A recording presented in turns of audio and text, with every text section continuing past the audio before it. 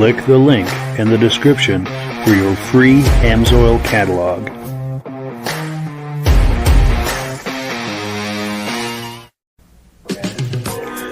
Before we get started, I'd like to give a quick shout out to some of our friends.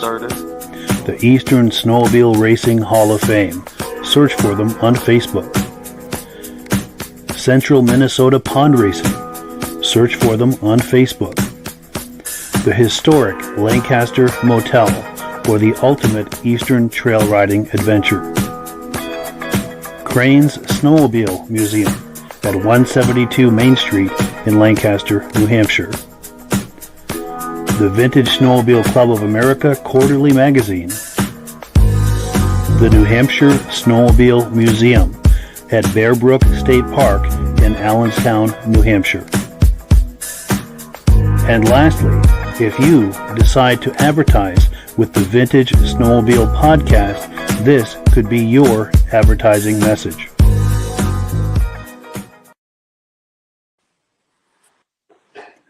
Good evening and welcome to the podcast. I'm really glad you're here.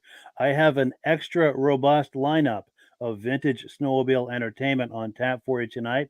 In fact, if you are a lover of the classic RUPP brand of snowmobiles, we have the quote-unquote RUPP guy in the house tonight. He's going to be spending some time with us looking at some amazing RUPP sleds, talking about his racing career and racing plans for the upcoming season. So we have a very special episode on tap for you tonight. But before we get into all of that, I want to make sure that everything is working properly. So if you can see my face and hear my voice, I'm going to ask you to leave a comment. Let me know where you're viewing this from and whether you are a first-time viewer or a regular viewer. Now, to our first-time viewers, if this is your first time hanging out with us tonight, I hope you have a good time with us tonight, and I hope you decide to join us here each and every Thursday night at 9 p.m. Eastern Time. Now, this podcast is simulcast to 8 different places across Facebook and YouTube. So wherever you're viewing this right now, just circle back in 1 week's time, and we'll be here waiting for you with another episode. Now, to our regular viewers who are here week after week, month after month, and season after season, you guys are the ones who make this all possible, and we very, very much appreciate that. So let's take a look at some quick comments, and we'll bring our friends on, and we will get the party started, as they say. BCJ Vids is in the house saying greetings back. We appreciate that. Our good friend David at Alaska Railroad says, good evening, Mike and friends. Everything's working great. Well, we appreciate that feedback. Let's see. We've got James Whiteside saying loud and clear, Mikey. Well, thank you. Mikey likes everything, just like the commercial used to say back in the day. Someone on Facebook is saying, good to see you. It's been too long. This is Josh from Priest Lake. Wow, out west. Wonderful, Josh. We've got to think about having you on again. I'd love to hear what your racing plans are for the season. Cool. Here we go. We have Mrs. Stull from home base in Wisconsin saying hello. Thank you, Becky, for being on. We appreciate that. Our good friend John Spranger Jr. says, sounds good, Mike, and good evening. Stacy and Art Fosler, regular viewers, are in the house saying, hey, Mike. Jim Holbrook from Thetford, Vermont says, sounds good. He's a regular viewer, and we appreciate that. One last comment, and then we'll bring our guests on. Reese Fleury is in the house. Good evening, Reese. Great to see you. Appreciate your coming on. So let me switch gears here with the old clicking of the mouse here and bring our friends on. How did I have that? Now we've got Bill Stull in the house, and we had it earlier where we could make his screen the biggest. How the heck was I doing that?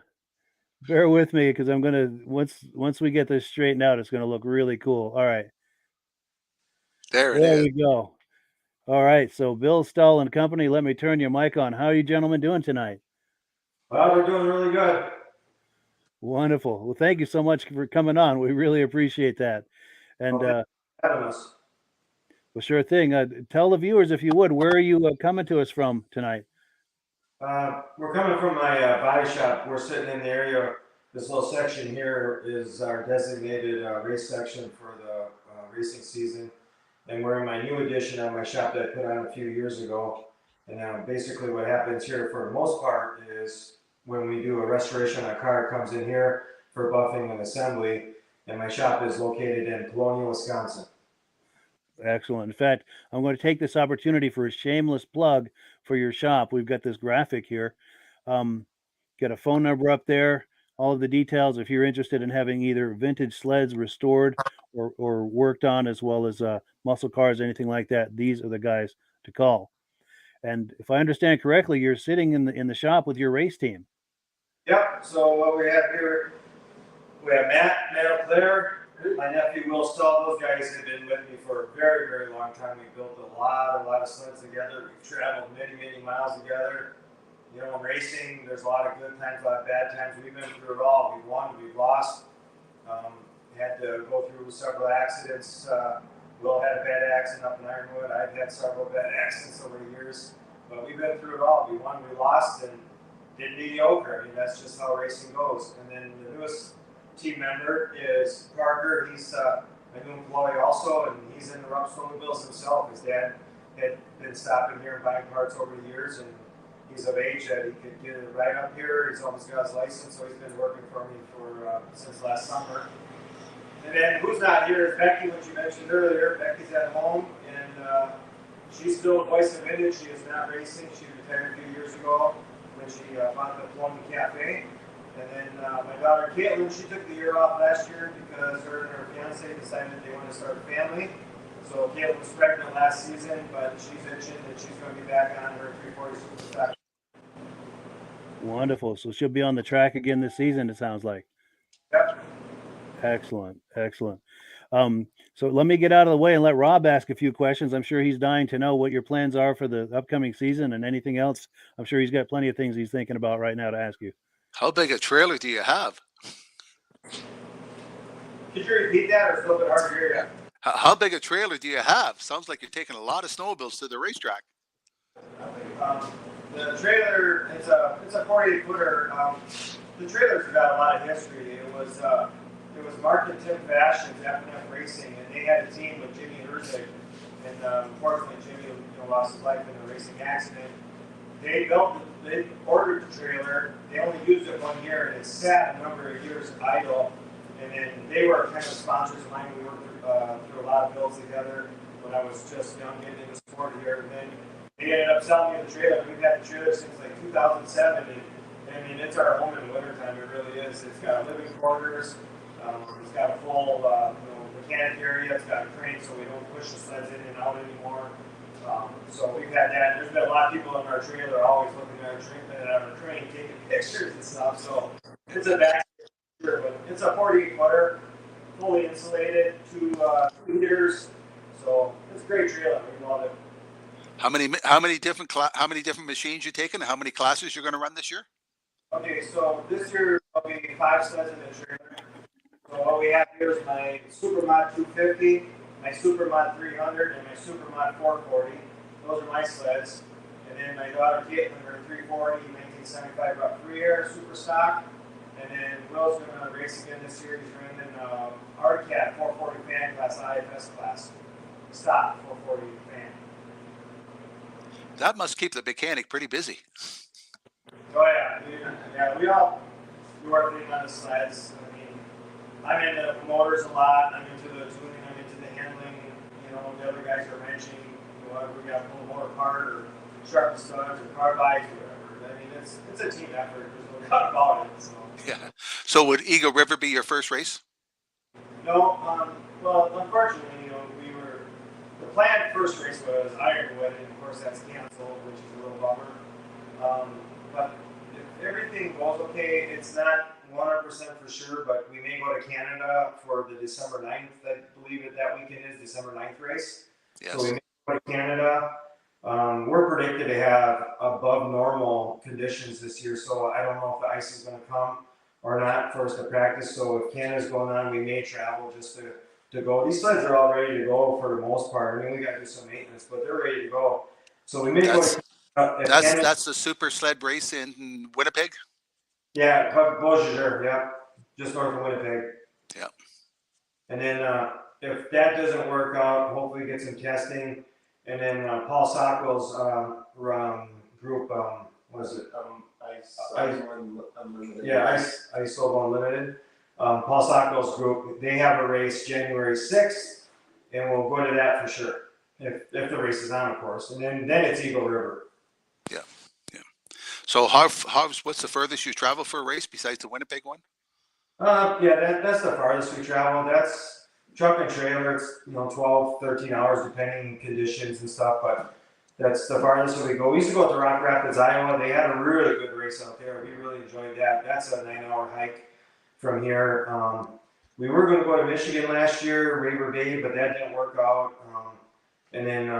But we like to get over on the other side of the pond and race a few Michigan races. But pretty much everything is here in Wisconsin. So some races are 1 day, some are 2. We may stay overnight if it's a little bit longer haul. But most of the time, if it's a 1 day race, we truck there and truck back. Yeah. We're doing a big event at Eganville, Ontario, and then the following weekend, everybody heads down to Valcourt. Yeah, I've been getting a lot of invites to go out that way and race, and even to the what's it called? The Polar Bear Cup race. That's on I think on the western side of Canada. Yeah. And I've been getting a lot of invitations to come up to Canada, east, west, and it's pretty cool to be wanted, but man, that's a lot of traveling. Well, there's a race in New Brunswick, and it's 24 hours, and it's 1,000 miles, and they're looking for a vintage team to go in, and they want 2 machines. But it's 1,000 miles in 24 hours. Wow. On the trails. That's ambitious. Yep. Well, cool. So we've got comments coming in. Let's take a few comments. Then we'll do an AMSOIL segment, and then we'll come back with some more Q&A and maybe even some close-up looks at some of those sleds. So let me find my place here. Oh, we've got a Fritz Rupp in the house saying, hello, Mike, Bill, and all. Cool deal. We've got James Whiteside saying, nice sleds, sweet. And then we've got Fred Coda in the house, first-time viewer from Winooski, Vermont, just the other side of the state where I live. Cool deal. And then our good friend David at Alaska Railroad says he's said many times the RUPP Magnum is easily one of the sweetest looking rides of all times, and he'd like to own one day. Yeah, they sure are. Absolutely. When they were brand new, they didn't do the best. Obviously, it was 1976. All the potential was there, but they just didn't have everything, tuned right. And, then it was a little bit heavier sled, but without a doubt, I like all the old sleds, don't get me wrong, but the 76 Magnum is one of the best looking muscle sleds out there. Oh, for sure. Definitely. And then also we've got David from Alaska Railroad saying good evening to Rob and the RUPP gang. Very cool. And then we've got James Whiteside saying Wisconsin is awesome. Sleds, beer, and cheese curds. I'll never know for that. Absolutely. Well, cool. So what we're going to do here is we're going to take a moment to talk about AMSOIL for maybe 2 or 3 minutes, and then we're going to come back, ask you guys some more questions. And I'd like to encourage the viewers to please light up the comment section with any comments, questions, any thoughts you have for the team that we've got here while they're in the house. And let me try to put Rob full screen here, and he's going to talk to us about AMSOIL. Good evening, folks. Every week we talk about AMSOIL, about becoming a preferred customer, and how you can buy the products directly from AMSOIL and save 25%. On Mike's website, there's a link you can click, and you can get an AMSOIL catalog, and it tells you all about all the products AMSOIL has available, and it even has the prices at every rate in it. So you don't know how much the retail price is and how much your preferred. The average customer saves about $50 on a case. But every month, every couple weeks, they have a promotion. Last week just ended. If you ordered $45 worth of AMSOIL, you got a couple of free rags and the AMSOIL funnel they sent to you. But this month, they changed it up. If you order $49 worth of oil, you can either get the gas additive to clean the tank and all that, or if you got a diesel, we have diesel all in one. For an extra $5, you get one of these. Now, a lot of people's been asking me, well, what about if I only buy 1 quart of Interceptor and 2 quarts of Dominator and an engine oil, 20W50. Where'd my screen go? There it is. What's that one there? A Z-Rod oil. It doesn't matter. You can mix and match the cases of AMSOIL and still get your $45 worth of product and get the free gift. My favorite product, is this one here. I call it like the toothpaste container. You squeeze the gear lube out and 100% of it comes out. You ever try to fill a rear end of a car with a bottle that's shaped like this? You're trying to pour it in the rear end when you're under the car, or you hook a pump on it. You're trying to pump it and hold the hose in the hole. This is a perfect setup. It comes in automatic transmission fluid, gear lube, ATV oil, and all that comes in that. So anybody wants to know more about the AMSOIL product or how to get a preferred customer account, that way you can buy directly from AMSOIL. And also this month, it costs you $10 for 6 months for a preferred customer. You buy $100 worth, AMSOIL puts $5 in your account. This month, they're putting $10. That way in 6 months' time, when you go to renew, you already got $10 towards off your account. But if you order a couple more other times, you can almost get your account for free. So why not get an account and buy directly from AMSOIL and save the money? Best possible way to buy the products. Okay, I got more questions for those boys. Oh, good. Well, cool. Yes, go ahead. Oh, and one last thing about the AMSOIL. If you're excited about what you've just heard and you'd like to get started with your own preferred customer account, just click the link in the description, and that'll get you right into the screen where you need to be, and it'll give me credit for it, which we appreciate it. This is how we finance this podcast, is by the AMSOIL sales. So if you click my link, it'll take you through to the preferred customer page, and then just a couple of clicks to sign up as a preferred customer, and now start shopping, and everything's going to come up at the deepest level of discount. It's the best possible value for AMSOIL. And with that out of the way, yes, Rob, please continue asking them some questions. Okay, back in 1979, I raced a 79 SRX in A-class stock, and then I got a 76 SRX, and I moved up to the mod class. The only thing I hated worse was Merc, is the RUPPs. They were all over me. They seem to handle better than other machines out there. Why do they handle so much better? Especially that one in the middle. They seem to sit lower or something. Well, these are all super mods, so we're allowed to, do some things. But even like Caitlin Superstock, we're not allowed to mess with that bulkhead. And I mean, the 75 RUPP 3 or 40-inch wide ski stands, RUPP had camber built already into their spindles and into their bulkhead, and they just bite. They bite hard and they turn, and they're easy turning too. So I mean, you don't get wore out. But all my super mods here, like all three of these sleds all still retain the original bulkhead, and then we cut off the front cross brace, put our own tube on it. So we do our own, mods to it. But I'm a bit of a stricker. This is my 23rd year of snowmobile racing, and I've always been like never built from scratch 100%. Like all these have the original RUPP bulkheads in them. So I think I'm the only super mod racer out there that can say that, because we've seen some pretty good stuff over the years at the racetrack. And man, that's pushing them. But I'm not one of the race big stink, but when we're ahead of them and we beat them sleds, it's a pretty good feeling. So yeah. Well, in my territory, Bombardier is just the next state over, Quebec, and they don't like being beat by everybody. But Merc and you guys did a good job of beating them. Okay, when a friend of mine's a big RUPP fan, and he told me that Mick Rupp was the one who started the company. He had a speed shop, but I wrote the date down because I didn't think it was that old. 1959, he started the speed shop, but in 1964, he started building the snowmobiles. I've never seen a 1964 RUPP. Well, it's true. He started RUPP Industries in 1959, and in 1964, like he started messing with snowmobiles. I think they bought some and started designing. And then in 65, there were some prototypes built, but 66 was the real first year of production RUPP snowmobiles. Was 66. Oh yeah. Yeah. Okay, we were working on a guy's RUPP, and we were having a hard time finding a part. And the machine sitting beside us was a Merc, and it's the same part. Did they interchange parts with Merc?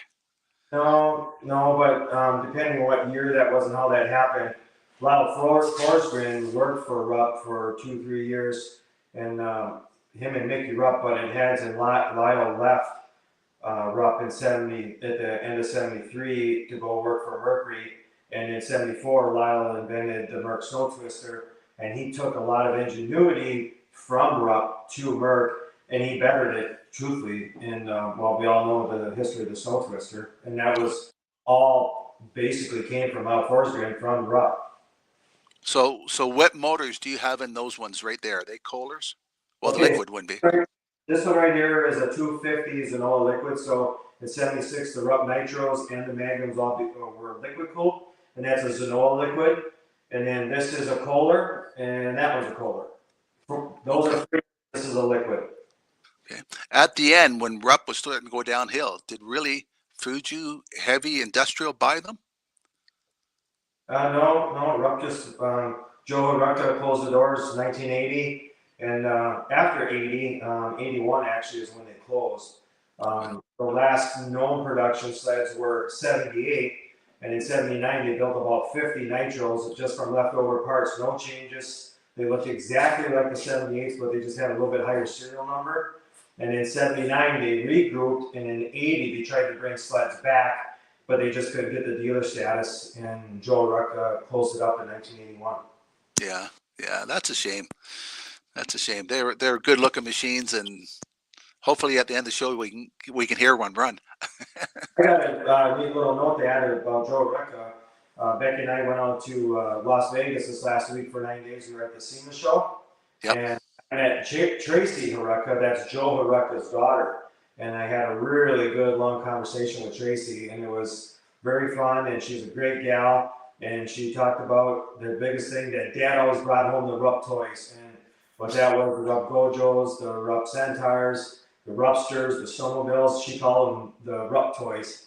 Yep. RUPP had a lot of toys. Oh, for sure. Most of my friends had a RUPP mini bike. Yeah, them too, right? Yeah, and then they had that dune buggy. Yeah, that was called the Rupster. Yeah. Now we do have some questions coming in, which I appreciate because I'd asked the viewers to light up the comment section with some questions, and they've come through for us big time. So let's take a look at a couple of those. We've got Craig Westerhoff saying, first-time viewer, first sled of his was a Starcraft 400. Very cool, and we appreciate your coming on tonight, Craig. Hope you'll join us each and every Thursday night. Now, Stacy and Art Fosler are asking, do you ever race the 72 Nitro sled? I have not raced the 72 Nitro. I've had plenty of 72 Nitro trail sleds, but Will here, years ago, he built the 72 Nitro for the 400 fan class, and it was truly an outclass sled because just the way the rule class structure was, he had to fall in the same class as a Polaris Starfire. Single pipe, dual carb, that was legal, fan cooled. And so he had some tough battles with that, but you won several times or something with the Nitro. I had several wins and top 3 finishes, and I was just talking to a partner last night about that, and a buddy of mine had actually posted a video on YouTube when we raced at Wyomega with that, and I got second in that race, but I think for the final point standings that year, I got like second or third with that. Yeah, very good machines. Rupp kind of ruled those classes in those early days, 71, 72, really good years for Rupp racing. Yeah. And we've got another question. David from Alaska Railroad has a question for the RUPP men. He said, how many years did RUPP make the Magnum? So the Magnum was first made in 1970, and then it continued in 71. Then 72, when Gene Bloom was really dominant, that was on a mod nitro. Could have been called a Magnum, but it was a mod nitro. Then they came back in 1973 with the RUPP Magnum. And then 74, the only race sled that they built was a few of the RUPP third dimensions. And then in 75, they made the Nitro Free Air, which could have been also called the Magnum, but it was called the Nitro Free Air. And in 76 here, they built Magnums again, and that was the end of it. So 70, 71, 73, 76. Nice. And then we've got Doug Renstra in the house. He's saying, hey there, Bill. He said, sweet sleds. Hope to see you at the track this year. Great. And then let's see. James Whiteside says, did I hear you correctly that you're going to Eagle River? Oh, yeah, we'll be there for sure. Yep.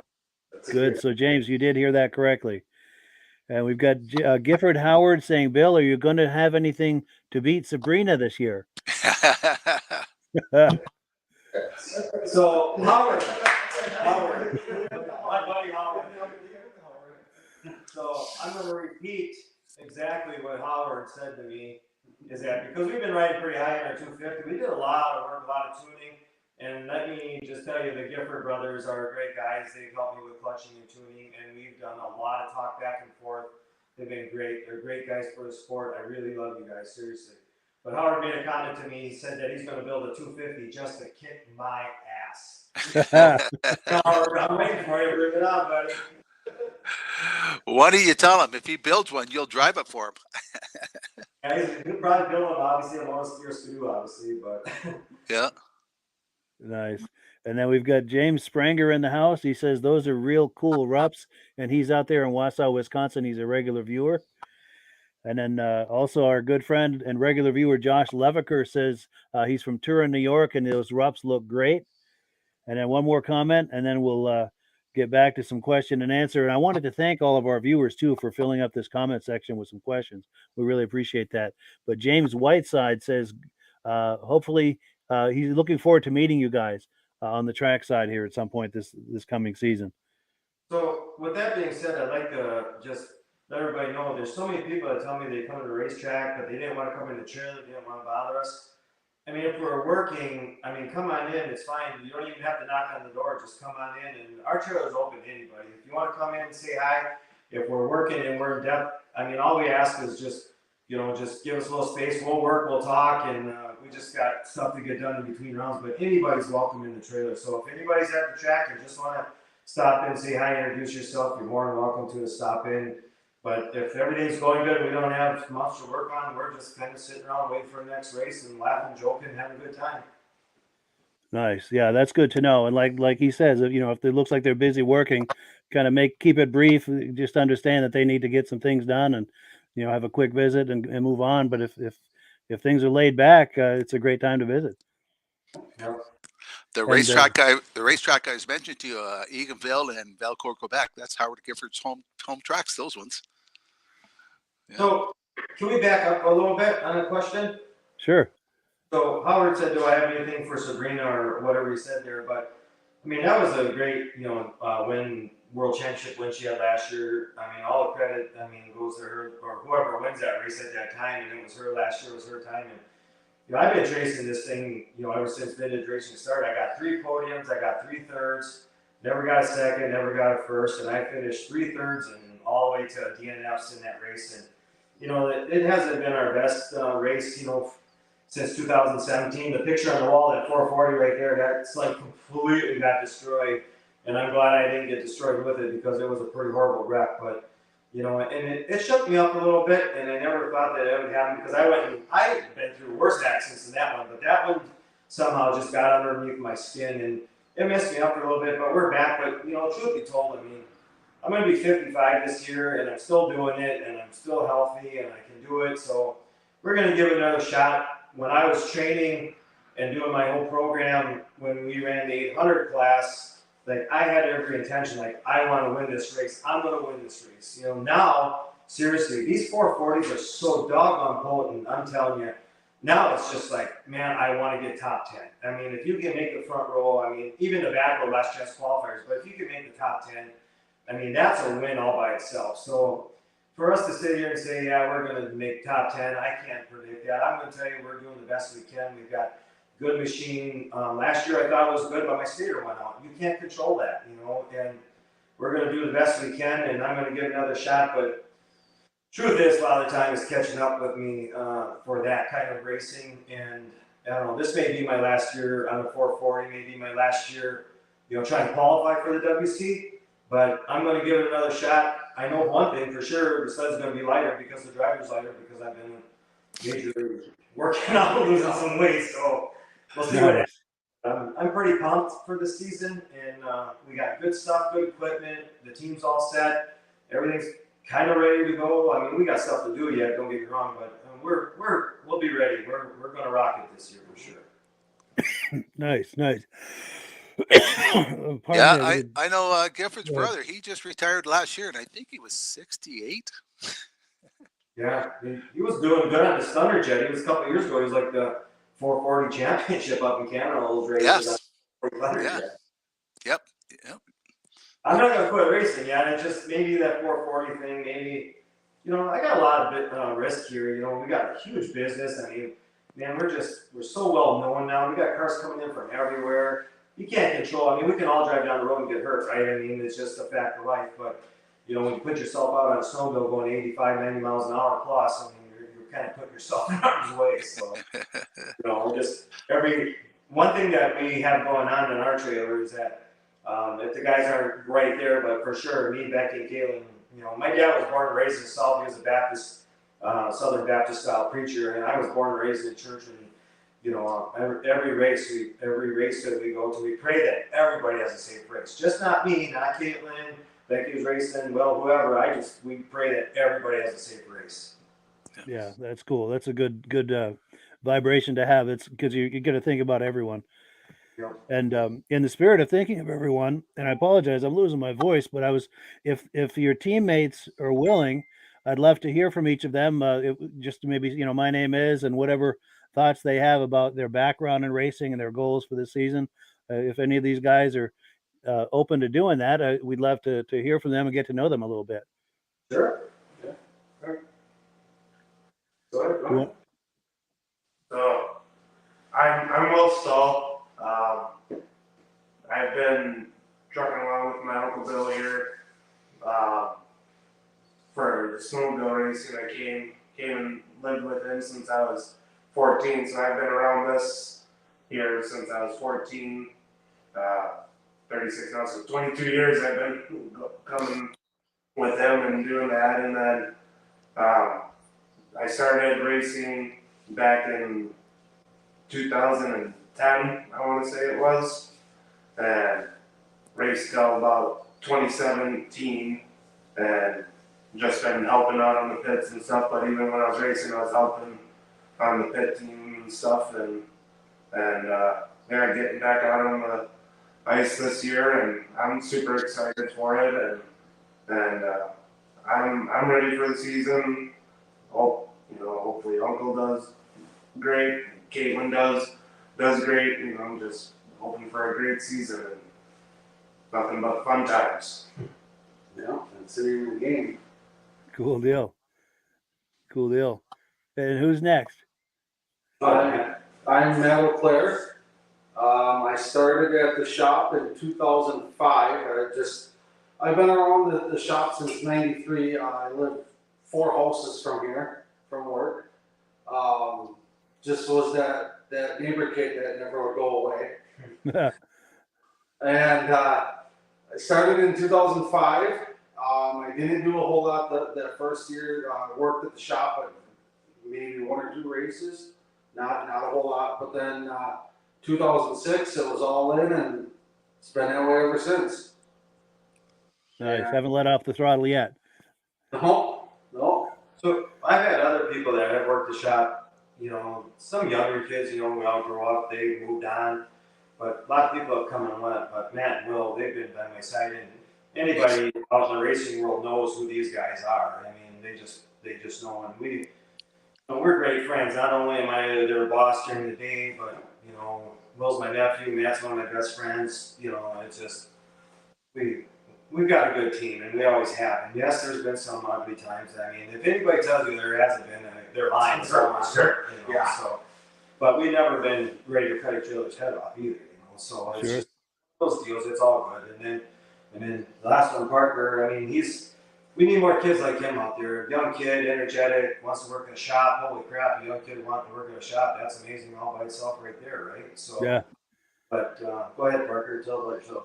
Yeah, I'm Parker Phillips. I live in Plainfield, so I got a 30-minute drive up here every day, and I just want to be around RUPP snowmobiles. I've always loved them. My dad had them when I was growing up. I just thought they were cool, and well, perfect place for me. Very cool. Well, nice to meet you, Parker, and the rest of you guys as well. When cool. you say that at Eagle River, you just like to be happy to be in the top 10. Isn't there like 40 people in your class? Top 10 is pretty good there. There was like 60 entries last year. 60? Oh. And Yeah. it's very expensive to go up there. It's the hotel, the racing, it's $250 to enter the WC race. So I paid my $250. Sled. We had another bad ice season last year. We didn't get out and test. There was testing available, but we were a little bit late getting done that also, but we didn't get out testing. And what happened was on the stand, the sled sounded great. Everything seemed great. and put it on the ice. You nail it, it revved up, and then it just kind of puked out. And so I had to pay another $250. We changed some things, coil stator, the easy, or coil, CDI box, spark plugs, the simple things. Put that in there, paid another $250, went on ice, did the exact same thing. Came back to the shop after Eagle River's done. We did win the World Championship 250 Supermod class with that sled, so the weekend was fun with that. And then took the motor out, went down by Mike Wienitz, he does all my dynoing, and we put a new stator in it, ran out the back door, put the motor in the sled, and then we went to Paul Sockwell's race, and we won the 440 Supermod class there. And kind of a neat thing was Devin Fackrell was there, and he had his radar gun, and him and Newman, Dave Newman, he was there, and then another one, they had 440 IFS sleds there, but Devin was pretty cool to come out and tell me, and he announced it, and even on the internet said that Bill's RUPP was the fastest sled on ice that day, so we know that we're fast, and we know it's good, but when you get into that WC stuff, not only do you have 3 laps, time trials, 5 laps to make the top 10, I mean, it's a lot of racing, and there's just so many variables in the snowmobile, like, blow a belt, or just whatever, anything can go wrong, seems like, so, yeah, but I think we'll be all right. Good. Now, the comment section is lighting up again. I got to thank our viewers for doing that. We really appreciate that. Here we go. We've got James Whiteside saying, no spotted cow. Point. And then Harold Micheloni says, hey, Bill, does this mean the car show season has come to an end? Yeah, it's mid-November. The car show season's over in Wisconsin. Winding right down, sure. And Tommy Svobotny is saying, hello, Bill, from your Facebook friend. Hey, bud. And then John Spranger Jr. says, I race in a 71, in 1971, a RUPP Magnum 440 a Mod 3. He won 4 races, had a lot of track issues, was fast and handled great. Yeah, that was stages.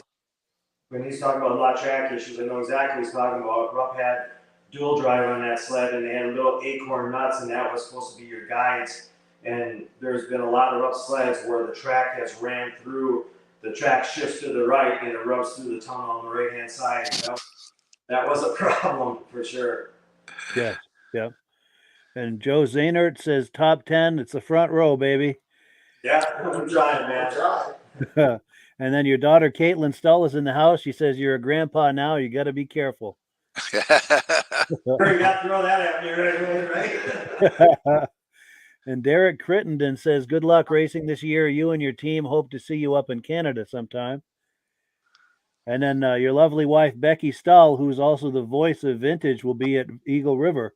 And do you want to explain what that means, the voice of Vintage? Explain the voice of Vintage? Oh, so... Isn't she the announcer at Eagle River? Yep, she's an announcer. She's been announced up there for a long time. And then, was it Brian or whoever's, another announcer they bring in, I don't know the name, but they've been a team announcing now for a number of years. They have a great time up in the booth, sitting way up in the bird cage up there, and they can see the whole track, and it's a really neat view. I've been up there and watched some races up there, but what happened was, so people see me and they're like, oh, you're Bill, you're Elvis, and take my hand. Well, anyways, there was a woman that heard Becky's voice and said, are you the voice of Vintage? And Becky gives me crap because she didn't want anything to do with me. She was talking to Becky, So anyways, that's all that voice of Vintage started, and it's just been, followed Becky forever. Now everybody calls Becky the voice of Vintage, and she does a great job. She knows numbers, she knows people, she knows she tries to go out and get a little bit of background about the person, so that always adds some flavor to the commentating that she does. So it's kind of neat, and she does a really, really good job. There's no doubt about it, she does a great job. I was gonna say what's awesome with her is, you may not be able to think of the person's name right away if you're talking to her about a person, but as soon as you say the number, she knows that name associated with that number. Very cool. How long has she been doing that for? Oh, a long time. She likes it. Especially Eagle River, because she doesn't be out in the cold, she's up in the warm, so I know she loves it, and she's going to do as long as she can too. So. Very cool. Yeah, big shout out to Becky for sure. Yeah, because Eagle River can be cold. Well, cool. Any more questions, Rob? Or I know Eagle River can be cold there. And, Yeah. and next, We've had some nice weekends out there, but it's been brutal cold. We raced into Friday night, and just the temperature change up there. If during the day it could be a little blustery, a little cold, but you're doing all right. But man, once that sun goes down or that moon comes up, oh my gosh! Sometimes that Eagle River's been brutal sometimes. And we raced up there on Friday Night Thunder. There was a 440 World Championship race up there. We raced, was it like 26 below, something like that? And we raced up there, and we won that. We won that race, matter of fact. And TJ Patrick was sponsoring it. We won that race for Friday Night 440 World Championship race. And man, it was brutal. And then I got hurt. That's a funny story. I'm not going to name the guy because I want to make sound mad, but it was a champ driver, and I gave him a chance to ride my sled. I got hurt the following up at Ironwood the week before, and I couldn't race that. That was my first World Championship race that I missed. But we went back to Eagle River, and he raced it that night, and he drove into pits, and he got off the sled and he walked away. I'm like, man, what the hell is wrong with that? Didn't talk to us or nothing. I thought he was pissed off at the world about something. So later on, he comes back and says, man, he goes, I'm sorry. He says, I had to get to the trailer. He goes, I was frozen. He was like, just like, I couldn't move my hands, I couldn't move my arms, I had to get my helmet off. And he goes, how can you drive that junk? And he goes, he's racing the race in his job sled. So it was kind of comical. I was like, yeah, this is like a Cadillac compared to some of these sleds that we've seen racing before. So it was comical. Yeah. what's your favorite track to travel to? What's what? What's your favorite track to travel to? Well, my first win was Waiwiga, and that was my first experience of like old horse tracks, stadium style racing, we'll call it. And whatever that was is Waiwiga was kind of like Dale Earnhardt to Talladega, like when you got like 10 wins, I think at Talladega, you just won and won and won. That's how Waiwiga's been for me. I really ran good on those big horse flat tracks. I really like those. I really love Eagle River. Eagle River has been a teeter-totter for me. We've done good up there. We haven't done good. I've just never been what you call 100% consistent up there. And as soon as we think we get some consistency, then something goes wrong. Like we blew a head gasket in one of my older Magnums, and we were winning everything in sight, and then it blows a head gasket. So we were out there, and we had a crash obviously up there one time that, like I said earlier, that kind of scared me a little bit. But yeah, Eagle River has probably been my monkey on the back track for sure. I love Canada, Beausejour. Oh man, talk about Salem Speeds, that kid track up in Beausejour. I love that track too. That is a great track to race. That's a big track, isn't it? Yeah, it's probably the biggest flat track that we run on for sure. And then The second biggest would be Alexandria. yeah, oh yeah. Well, Jeff Carroll had Alexandria going. Brought back the Bayco Spectacular type thing track. That was undoubtedly a fun track. Bank track, big flat stadium track that had banks. And man, you could really zing around that track. That was fun. Yeah, So, and Anago, Wisconsin, they had a good track, same thing. Little banking. That would be fun to bring some of those tracks back again, but I don't know. That's a major feat. Now, of course, we all loved Ironwood. Ironwood was great. I don't know. Yes. That's a shame it's not going to run this year. What was that? That's a shame it's not going to run this year. Yeah, that's for sure. Now we've got another comment that's come in. Our friend David at Alaska Railroad says he's planning to be in Eagle River this year again. He said he wishes his back wasn't messed up because he misses racing his Polaris TXL. And then also James Whiteside says, did you guys go to Heydays this year? No, I haven't been in Heydays in a long time. We're so busy yet building cars. I mean, my business has changed so much. We used to go to Heydays. We used to go to Princeton. I haven't been able to get up there. We're that time of year. We're building cars year round, but I mean, we're still so busy in the car season, car shows, finishing up builds for the summer before we get into our winter builds for cars. So it's been hard for me to go to swaps and stuff like that because it just seems like life is 100 miles an hour and there's always something going on every weekend. So Sure, sure. Now, one of the things I wanted to ask you about, I know in the past we've talked about a project you have in the works, and that is a RUPP museum. And I wanted to check in and see how that's coming along and when you think that might be opening. Well, the building's all enclosed, and we got some pallet racking. We're gonna stack all the sleds that I don't take to the shows. They're all restored, but they just sit there and look pretty, like these. They just great. So it comes down to time. Before COVID, I had 9 people working here. After COVID, I got 5. So it's just times have changed, and and when we're doing stuff like that, it's like there's a lot of favors that go in here. It's like, hey, could you help me on Saturday? And then those guys say, hey, can you help me out? So it's it just takes some time to do stuff like that. But the building's all enclosed. We've got the structures to store the sleds, put the sleds up on pallets. And I really want to get it all done because I want to really put on display. I got some really cool stuff. I got a lot of Gene's original racing equipment. I got one of his 73 Magnums. I got his helmets. I got his jackets, pants, medals that he won. I mean, so it's all got to be shown. It's all got to be in display. So one day soon, hopefully, it will be all completed. But there's a thing called a job that gets in the way for a lot of my life. Oh, absolutely. It has to be a priority for sure. Yeah. But I'll tell you this, once you're ready for the big unveiling, please keep me in the loop on that. I'd love to do something live here on the podcast to let people know that it's open and ready for viewing. Okay. Oh, and we've got another comment that's come in. Let's see. Stephen Perrick Jr. says Supermod 250 Cup race at Wausau. Could it be a RUPP? Yeah, it could be. I got second 2 years ago behind Aaron Ruder. He has a Merc. He's got a real fast Merc. I got second, and then actually won it. So I think it was was it Perry or one of the guys they actually sponsored the 250 Supermod class, so they got like one of those wrestling world championship belts. So that'd be neat to hang on the wall. So I really For sure. And then James Spranger says he hopes to see you guys at Eagle River.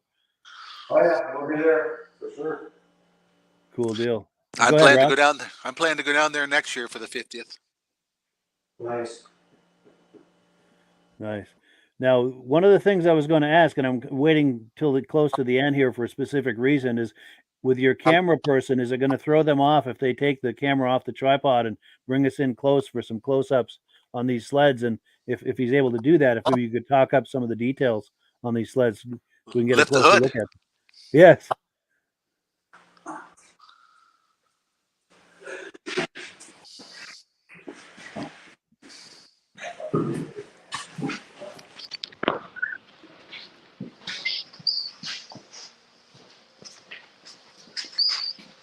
Oh, yeah. So like I said, you can take a magnet. This is all steel, just like the original RUPP bulkheads were. They were all steel, not aluminum. So they're a little bit heavier than I think other super mods, but it doesn't bother us. I mean, they do good, and so we don't really pay attention too much on the weight thing. So Yeah. Beautiful. and then this one's got belt aluminum heads. We're allowed to have that kind of stuff done, and so those were custom made heads out of a machine shop I had designed, or they had designed and made for us. That 300 is going to get belt aluminum heads. We're going to cut heads for that yet, but So when you cut the heads, you made the fins bigger? yep, and it's belt aluminum, so it dissipates heat a lot better. Everybody asked me what's the penny about. So this penny, it's a 1975 penny to go with the sled, 1975.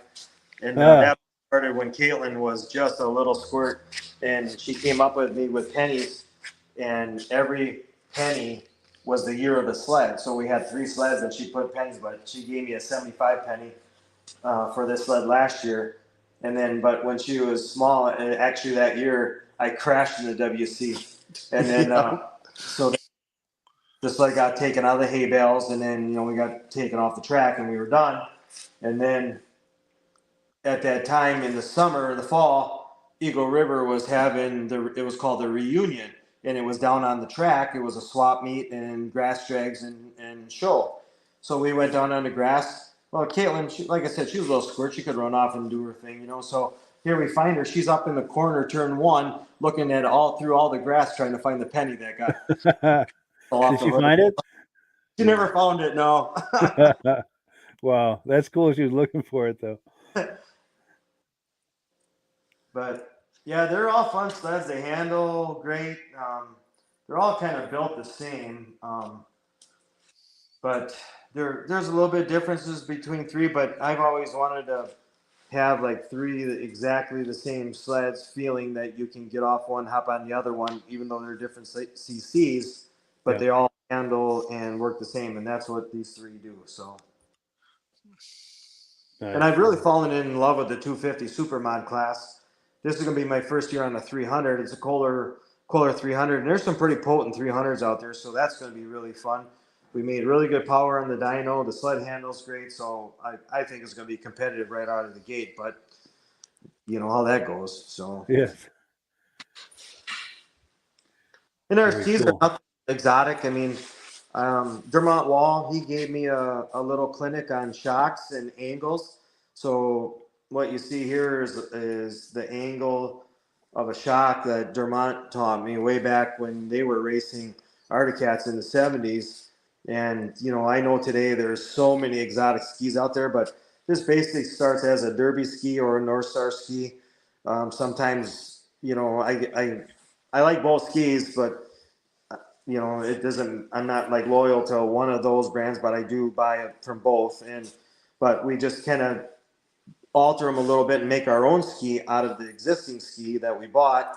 And, but that ski shock angle and some other things that Dermont taught me, I think is really played in why my skis handle so good. And they're just a basic ski leaf spring, no trickery. There's not much going on here. But as people know, my sleds do handle very well. So I think Dermont was onto something, and I think we polished that up a little bit, and they work really well. Nice. Yeah. That time with him sounds like it really paid off. Yeah.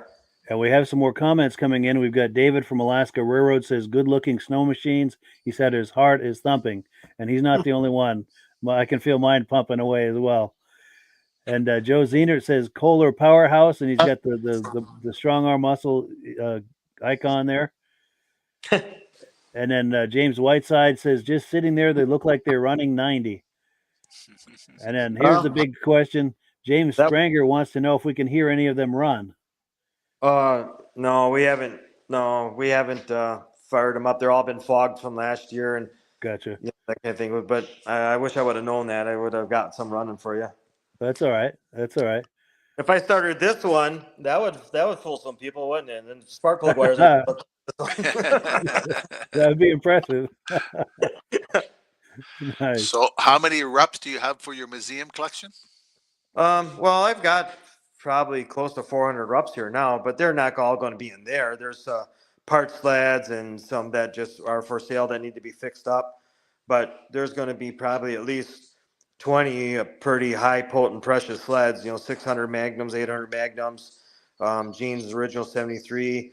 I don't know what I've got. I've got something to do with the 74 RUPP third dimension. There's titanium, there's magnesium. Not quite sure the whole history. The guy that bought the sled way back in 75 told me that it's the remains of a RUPP third dimension, but I haven't been able to verify that 100%, but it does actually have real third dimension parts on it. That's a big collection. Yeah. Oh yeah, and I got a lot of prototype stuff too. I've got a 73 Nitro prototype. There's like 13 pieces, I believe, that were made for the sled that didn't hit production. So that's a really cool sled. I just got that back from my buddy Raymond Ray out in Maine or somewhere out east he is, but New Hampshire, yeah, something like that. Is that Ray Peranto? Yeah, that's him. Yep. Yeah, he's a good friend of mine. He's in Derby, Vermont, just probably 10 miles from where I'm sitting right now. Cool. Great guy, yeah. Yeah, But go that ahead. was my sled. I sold it to Armin. Armin sold it to Ray, and Ray sold it back to me. Wow, that's funny. What comes around goes around, eh? Yes, and I know both of them well, Armin and Ray. I know them both well. I see them at a lot of the local shows. Well, that's a good view. Yes. Yeah, and I'm a big fan of offset steering. We can do that in Supermod. Super stock like Caitlin's sled, you can't do that. But I like leaning as far off as I can, and that offset steering really helps because here's my steering post it's the way offset, but not everybody does that, but I like it. Now, David from Alaska Railroad is saying 400 RUPPs in your collection. He's saying, can you spare me that 76 Magnum? Give me a call. I got a few. There we go. And speaking of that, let me pop your number and your information back on the screen. Do you want to do a quick shameless plug for your business? Yeah, we've been selling RUPP parts for 20 years now, and that's another thing with my business. We're so doggone busy in the body shop, and it kind of alters me to being that really good RUPP salesman guy. I mean, so many people call and then I don't get back to them until 2 days later. So I apologize for all that, but it's just called owning a business, and I'm only one guy, and you got to talk to me about the RUPP parts. So just everybody in the RUPP world just understand it's very busy, and we have a booming business here between the body shop and the RUPP shop, and we do the best that we can. Sure. Totally understand. And then we've got another comment that's come in. Oh, here's Caitlin. She says it's because you race with your knee on the running board. Yeah. Must be the offset steering. Yeah, I'm a knee in the rail. It's called knee in the rail racer, and I got over the years I've got a lot of crap about that, but that's just I started racing that way when I first started racing, and I just feel the most comfortable that way. It doesn't. I don't know. Caitlin, she one time she was racing, she's like, "How in the hell can you race like that?" And I'm like, and I said to her, "How in the hell can you race like that the way you race?" So Sure, it's all what you're used to, for sure. So I can't believe this hour has flown by. So that means it's time for kind of closing statements. Did you have, in the few minutes we have left, did you have any closing thoughts, parting words you can think of? yeah, I mean, we got a lot of followers, a lot of fans. I appreciate it all. We do the best we can. I mean, we're kind of like, the only super mod RUPP racers out there. There's some super stockers out there and some stock ones, but Jay Sperry, he has some really badass RUPPs also, and but I don't know what his racing programs are this year. But I mean, we've been in this for 23 years, and I've flown the red RUPP flag for all this time, and I get a lot of following and a lot of fanfare, and I really do appreciate it. And I really do appreciate my wife for all the night times away and times on the road we're racing, and I spent a lot of time away from Caitlin and Becky when we were younger, but they understood and they're okay with it. And Caitlin understands it. When she started racing, she knows what it's all about. And then, so I really, owe them all the love in the world that I can give them for that. And then, of course, my guys. I mean, same thing. I mean, we're working many hours during the day for the business, and then at nighttime is when we work on our snowmobiles. So it's a labor of love for sure, and I got to thank those guys for all their hours and efforts also. Yeah, for sure. And Rob, any final thoughts? Oh, you guys do a great job with RUPPs. Yep. Good looking machines, and you made them look even specialer. Well, thank you. I really do appreciate that. And then we've got a last comment that's come in. David from Alaska Railroad says, "Thank you for the awesome show. I will be dreaming of Magnum sleds tonight, all night." And he won't be alone on that either. On a sad note, I don't know if if you guys follow this or not, but actually the founder, Mickey RUPP, he passed away a 2 months ago, something like that now. So wow. Yeah, he was in his 80s and lived a good life. I mean, I've talked to him many times, and one really cool thing was way a long time ago, I had a 74 Nitro 2. It only had 86 miles on it. It was brand new, looked brand new, just never got rode, and it was kept up very nice. And Mickey was the one that actually invented that sled himself, and he actually bought it from me. So it's like kind of weird how that all happened. Like here, I'm selling a RUPP snowmobile to the inventor of RUPP snowmobiles. Yes, that is ironic. And then that sled he donated. In Ohio, they have some kind of museum there. There's a lot of businesses in Ohio. Ohio is a very big manufacturing state, and that's where RUPP was made. And there is now I don't know, maybe I'll call it a museum or something, but there is a big section there for RUPP Industries, Mickey RUPP, and he donated that 74 Nitro 2 to that organization, so it's on display. Is that in Mansfield, Ohio? Yeah, Mansfield, Ohio. Yeah, that's where RUPP was made. I'm not sure where the museum is at or that display is at, but it is in Ohio. I know that. Very cool. Very cool. Well, Great cool. collection you have. Thank Yes. you. Yeah. Thank you so much to Bill and all your team there and your family for spending some time with us. We really appreciate it. And thank you to Rob, as always, and for having such excellent questions to ask them. And one last comment that's come in. James Whiteside says, great interview tonight. We appreciate that. And as always, the last word goes to AMSOIL. Yeah. Thank you so much to everyone. And catch you in 1 week's time. We'll have another podcast this time next week. Cool. Great show, Mike. Thank you for having us. All right. Have a good evening. You too. Thanks, Mike. You too. Hello, everyone. This is Rob and Mike. How you doing today, Rob? I'm doing good. Mike, yourself? Very well. Thank you so much for coming on. I appreciate it. Now, today, we're going to be talking about AMSOIL. And in a few moments, we're going to show you how you can get the deepest discounts, free shipping, and free gifts when you order your AMSOIL products through us. But first, I'm going to ask Rob to give you a quick description of what AMSOIL is and why you should consider using AMSOIL products in your motorized vehicles. Thanks, Mike. AMSOIL is 100% synthetic oil. Everybody uses AMSOIL for a different reason. Some people like the benefits that AMSOIL is warranted for 25,000 miles or 1 year. The reason we can do that is because AMSOIL doesn't oxidize. It doesn't form the usual carbons, gums, sludges like petroleum oils do. That's why we can keep it in the engines longer. Petroleum oils never do wear out. They oxidize themselves. That's why they have to be changed at 3,000 kilometers. And AMSOIL likes the benefit that you only have to change the oil once a year. That saves some money. Some of the people like the benefit of AMSOIL is it's a slipperier type lube. By having a slipperier type of lube, it cuts down friction and drag. By less friction and drag, engines run 20 to 50 degrees cooler, better gas mileage. Now, AMSOIL says 25% more protection than the industry requires is in the AMSOIL bottles. My average customer gets about 10% increase in gas mileage. That's a big savings. Yeah. And by cutting down friction and drag, for every 10 degrees you cut down the friction and drag, doubles the life of the engine. So by having the engine run cooler, it makes it last longer. Some people like the benefit of the range of the AMSOIL. AMSOIL's flash point is 425 degrees, and it pours at 50 below zero. Wow. If you ever tried petroleum oil when it's 10 below, it turns to honey. And in the summertime, petroleum oil thins out, and once it thins out, that's when it starts breaking down. So AMSOIL is an all-season oil, can give you better gas mileage, longer engine life, less maintenance. It ends up being cheaper over a year's time running AMSOIL than it is petroleum oils. That's amazing. That's amazing. And AMSOIL is available for pretty much any motorized vehicle, anything from lawn equipment, cars, trucks, boats, ATVs, motorcycles, snowmobiles. Yep. And a lot of people phone me up and say, well, what's the benefit of our gear lube? Exactly what I told you about the engine oil. It pours in cold weather, it runs cooler, makes the equipment last longer. And they say, well, what's the benefit of the small engine? Same thing. Makes the engine run cooler, last longer, better performance. So it saves on all the applications that AMSOIL has available. Wonderful, wonderful.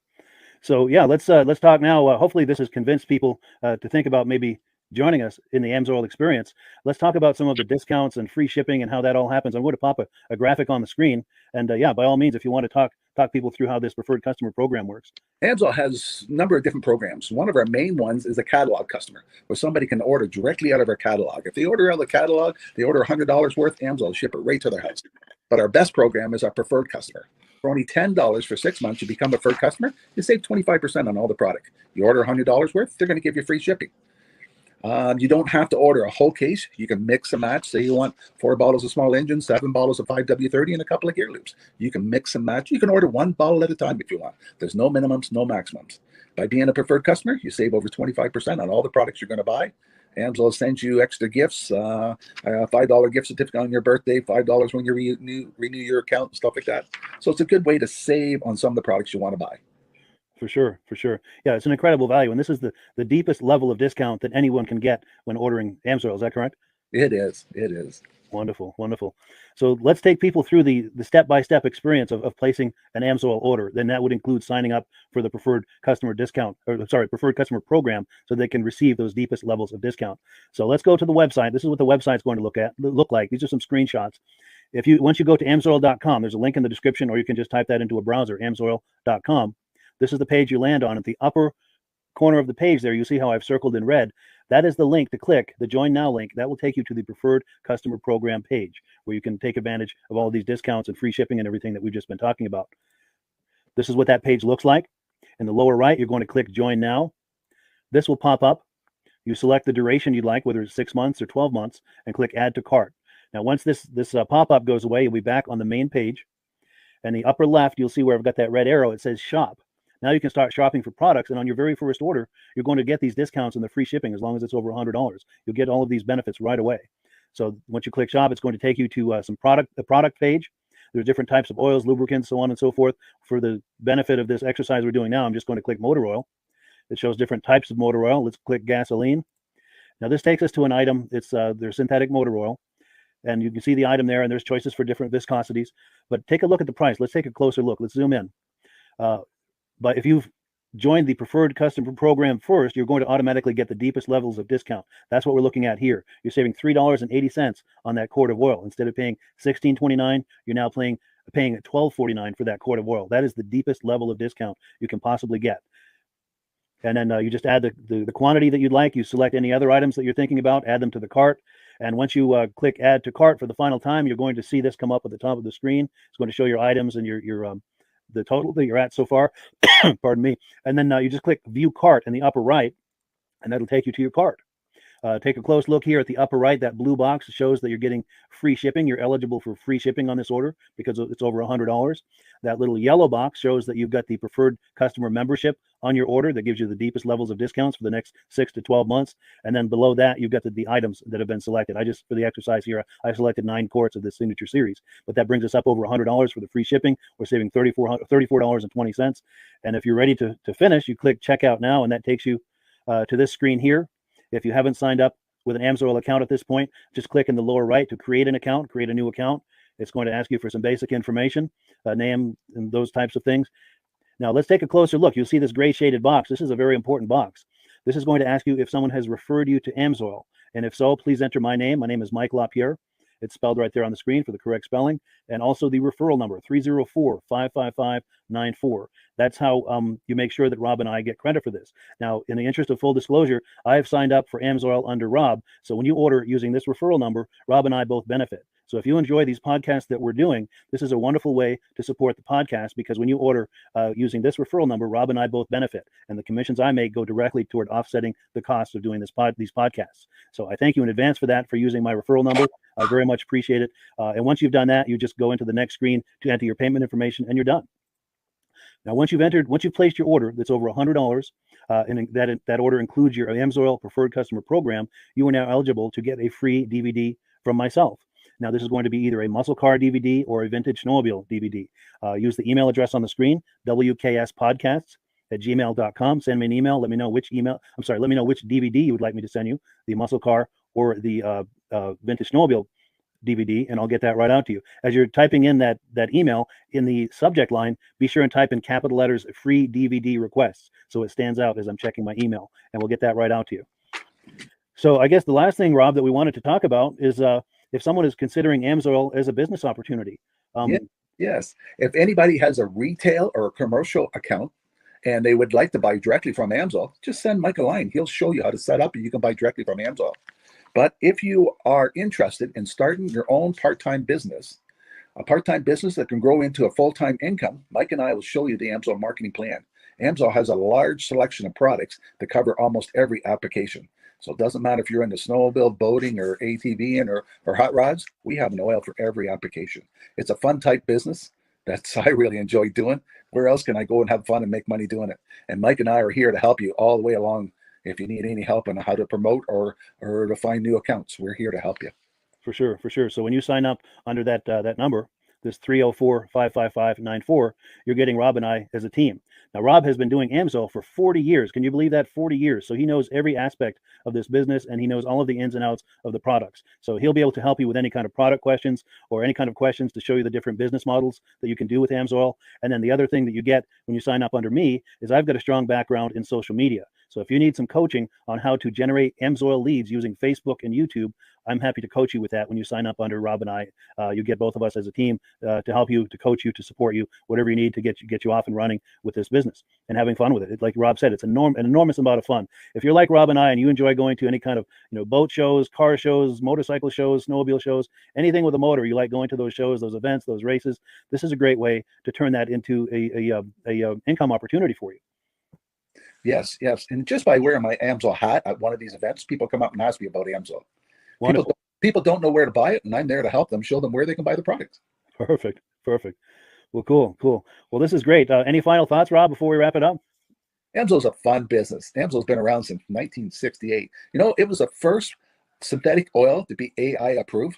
Wow. Yeah. That's amazing. And that's very early in the game too, isn't it? Yes. For sure. Well, good. Well, thank you so much, everyone, for viewing. Hopefully, we've gotten you excited as we are about the AMSOIL products. We'd love it if you could join us either as someone who uses the AMSOIL products or to join the AMSOIL team as a business opportunity. And we thank you so much for viewing. Have a great day. You have a good day.